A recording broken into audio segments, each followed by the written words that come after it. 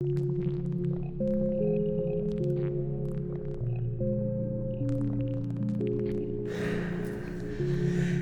bisa percaya sama mereka. Mereka selama ini mata-matanya udah di sini.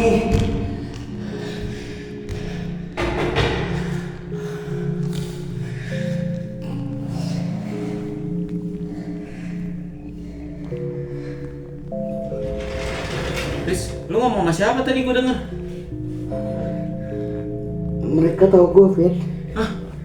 Tahu apaan dah gimana? Mereka mata-matain gue selama ini. Mereka pasang kamera di situ di pojokan. Di balik tatapannya yang kosong, tersimpan dunia yang berisik dan penuh ancaman. Dunia itu dinamakan skizofrenia.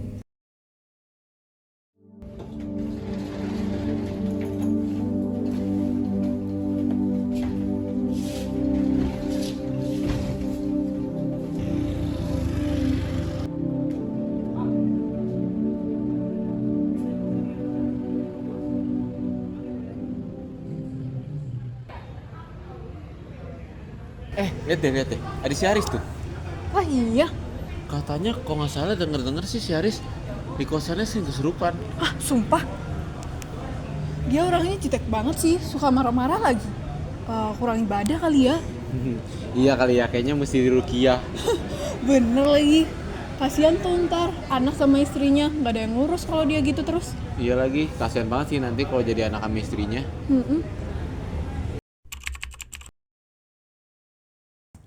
Nah, itu tadi merupakan stigma yang kerap diterima oleh para penyintas skizofrenia. Sayangnya, sebagian besar dari stigma ini tumbuh akibat adanya kesalahpahaman tentang agama atau kepercayaan. Nggak sedikit dari orang yang masih menganggap bahwa skizofrenia itu akibat dosa, kerasukan, roh jahat, atau yang lainnya. Di sisi lain, penyintas laki-laki sering banget dapat tekanan tambahan. Karena ada anggapan bahwa laki-laki itu harus bisa kerja, harus bisa menjadi kepala keluarga, mempunyai tanggung jawab yang penuh, dan sebagainya. Jadi ketika mereka tidak bisa memenuhi ekspektasi tersebut karena skizofrenia, langsung dianggap gagal.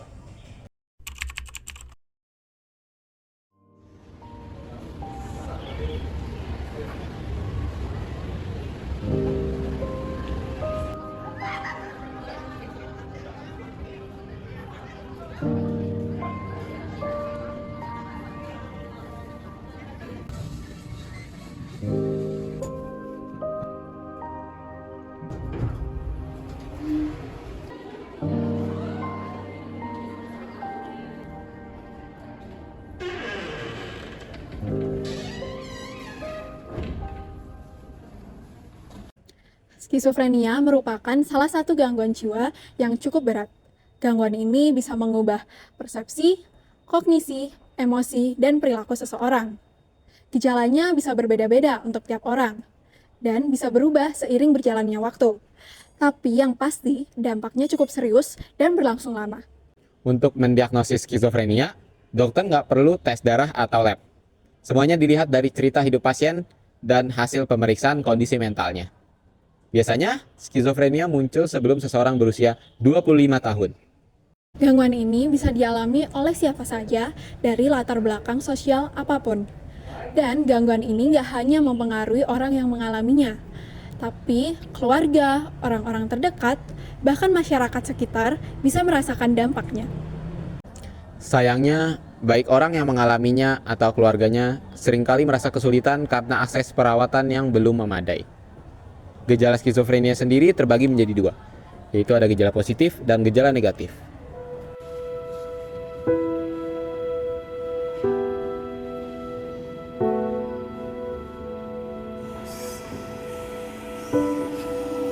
Haris, Haris, mereka lihat kamu. mereka udah tahu semuanya. Dosa-dosa kamu terbuka. Mereka akan menghakimi kamu. Gak ada yang percaya kamu. Keluar sana, Jangan bicara dengan siapapun. hancurkan semuanya. Semua orang muak sama kamu. Urus lagi dirimu, beres.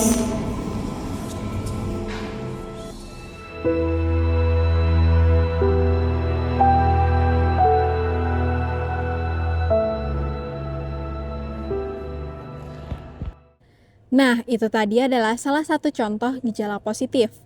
Gejala positif artinya munculnya sesuatu pada perilaku atau pikiran seseorang yang sebenarnya nggak ada. Jadi, gejala positif skizofrenia mencakup delusi, halusinasi, gangguan berpikir, dan gangguan perilaku. Nah, sekarang mari kita menyimak sedikit pengalaman dari salah satu penyintas skizofrenia langsung terkait gejala positif ini. Nama saya Andari Dian Palupi, panggilannya Andari, dan saya penderita skizofrenia. Punya teman hayalan. Ya, di suatu negeri yang jauh dia datang dari negeri yang jauh gitu, kepercayaan saya gitu. Itu suruh mati. Aku gagal mencapai sesuatu. Habis itu dia nggak ada gunanya lo hidup, udah sana mati sana. Buat apa juga sih lo hidup gitu, nggak ada gunanya, ada lo apa nggak ada lo, sama aja dunia gitu.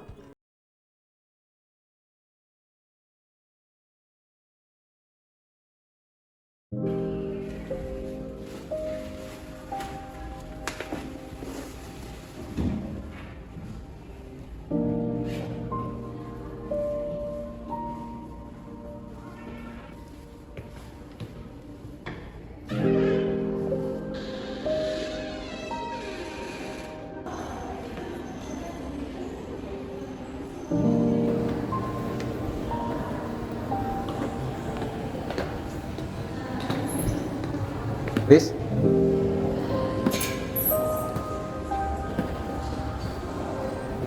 Hah?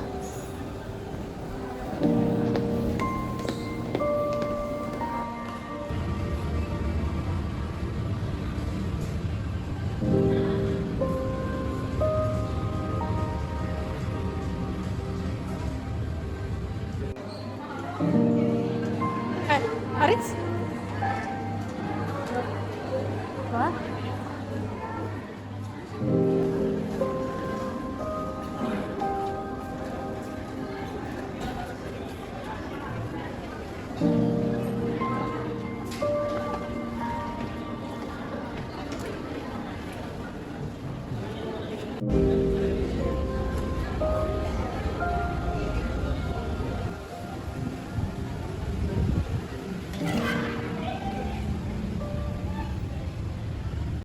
Masuk pada gejala negatif.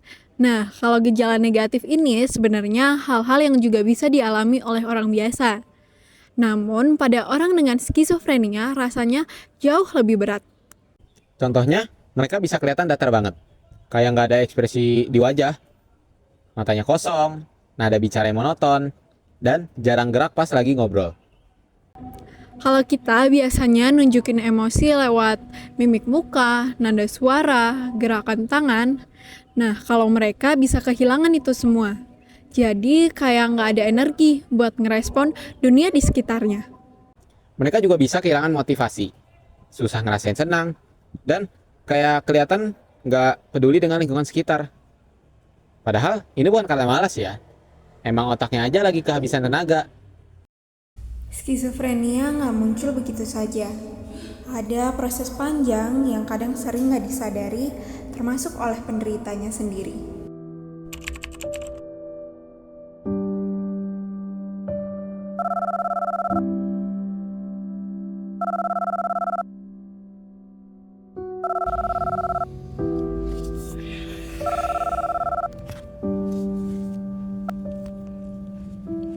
Halo, Oh Iris, kemana aja lu? Nggak ada kabar. Sini dah ikut nongkrong sama yang lain. nongkrong?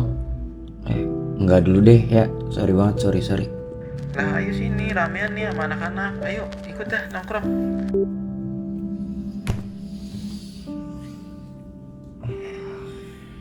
Gue pegel semua, kepala pusing, kenapa ya?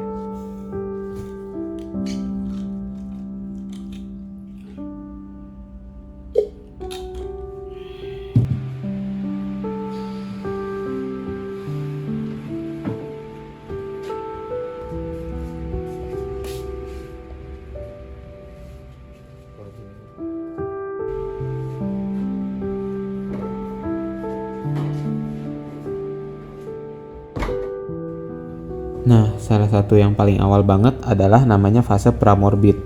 Biasanya sih orang-orang di fase pramorbid ini punya kepribadian yang pendiam, pasif, dan tertutup banget. Kayak gak nyaman bersosialisasi. Sama halnya seperti Harits. Semasa remaja dia cenderung gak punya banyak teman, gak suka main bareng, dan lebih senang sendiri. Bukan karena mereka aneh, tapi karena memang mereka lebih nyaman dengan dunianya sendiri.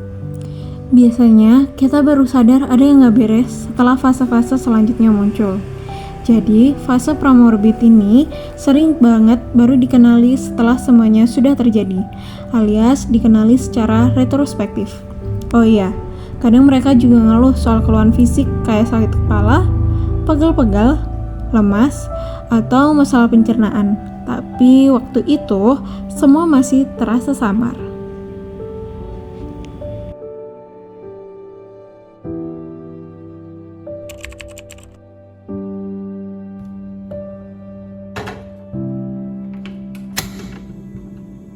Setelah fase pramorbid, skizofrenia biasanya masuk ke tahap berikutnya yang disebut fase prodromal. Di sini gangguannya mulai berkembang, tapi belum sampai ke titik-titik gejala psikotik yang sangat jelas seperti halusinasi atau delusi. Gejalanya kadang samar, tapi kalau diperhatikan ada yang mulai berubah. Gejala yang sering muncul adalah gejala negatif, seperti mulai sering melamun, mudah lupa, dan susah fokus. Ekspresinya datar, semangatnya turun, dan pelan-pelan dia menarik diri dari lingkungan. Udah mendidih. Gak cuma itu, perubahan juga kelihatan dari hal-hal kecil yang sebenarnya penting, kayak kebersihan diri dan penampilan. Dia jadi jarang mandi dan tiap hari pakai baju yang sama tanpa sadar. Di fase ini, perilakunya mungkin belum kelihatan parah, tapi cukup bikin orang sekitar mulai bertanya-tanya, kenapa ya dia berubah, apa dia baik-baik aja? Biasanya gejala ini mulai muncul di masa remaja dan bisa berkembang dalam hitungan hari, minggu, sampai beberapa bulan. Tapi ada juga yang berlangsung sampai 1 tahun lebih.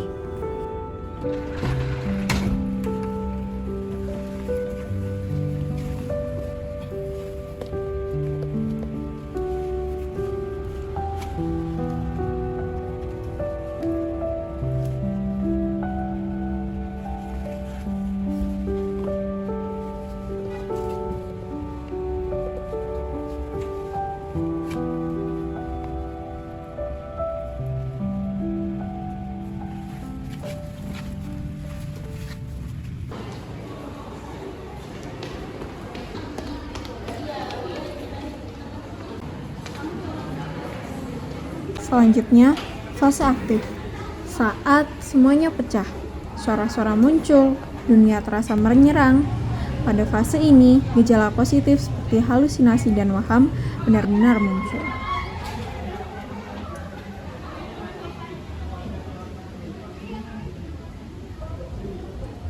Lah, tuh kan sebentar sih. Ngomong sama siapa dia?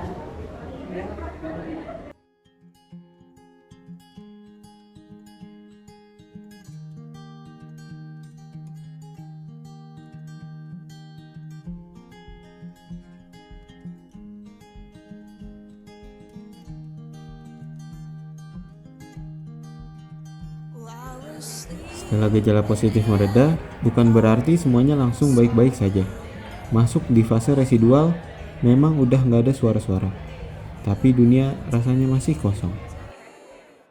Ada yang berjuang bukan dengan luka di badan, tapi dengan perang yang sunyi di dalam pikirannya. Dalam diam, dia menata ulang dunia yang retak.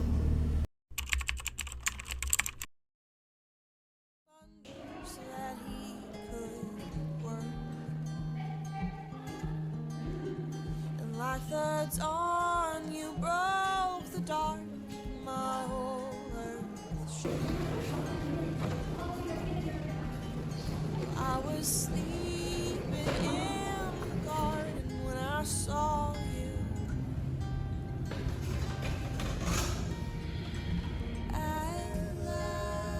Kadang yang paling dibutuhkan hanya pelukan yang berkata, "Aku di sini bersamamu."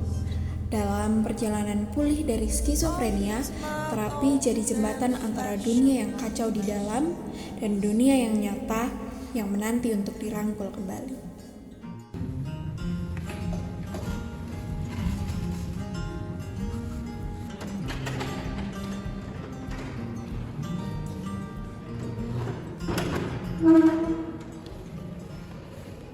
Penanganan skizofrenia dapat dilakukan dengan terapi. Nah, terapi ini tuh bisa dibagi ke dalam beberapa fase.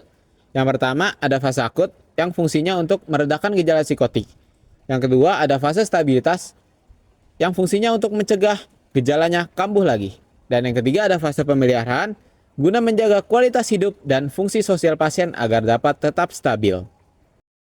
Psikoterapi juga bisa dilakukan dengan pendekatan psikososial. Yang pertama, ada CBT atau Cognitive Behavior Therapy untuk bantu ngurangin distres akibat halusinasi atau delusi. Yang kedua, ada pelatihan keterampilan sosial untuk bantu ningkatin rasa percaya diri dan mandiri. Nah, selain ada terapi, sebenarnya pengobatan utama dari skizofrenia adalah obat antipsikotik. Pemilihan gejala tergantung dari jenis gejala yang muncul, efek sampingnya, dan juga bagaimana pasien merespon. Antipsikotik dibagi menjadi 2 golongan utama. Yang pertama, tipikal, generasi pertama, dan yang kedua, atipikal, generasi kedua.